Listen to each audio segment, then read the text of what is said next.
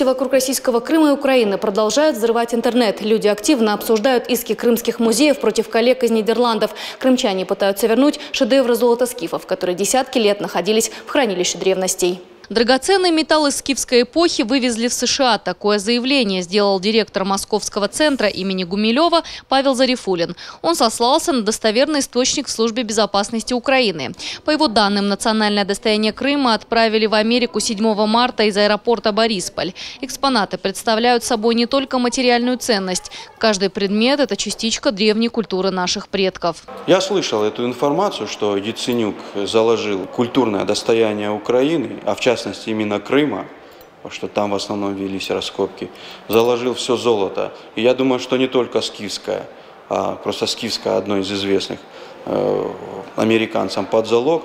Я считаю, что это государственное преступление.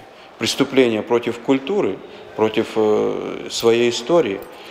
Это золото, если оно действительно было вывезено, Украина не видит уже никогда. Однако не все историки и археологи верят в то, что скифское золото могли так своеобразно похитить. В свою очередь, руководство Музея исторических ценностей Украины также опровергло информацию о вывозе древних экспонатов. Ведь каждый предмет под круглосуточной охраной и пуленепробиваемым стеклом. Мне кажется, что для того, чтобы вот такого рода предметы вывести из страны, то нужен, если мы, конечно, говорим о цивилизованном государстве, о 21 веке, а не о, скажем, преступлениях нацистов, то это нужен очень длительный такой сложный процесс согласования, оформления.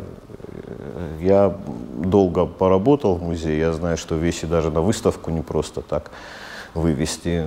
Нужна страховочная оценка, экспертные заключения по стоимости этих вещей и так далее. То есть это такая очень сложная процедура, не то, что вот, значит, ночью погрузить и увезти. По предварительным данным, золото скифов используют для погашения долгов со стороны Международного валютного фонда из Украины в США.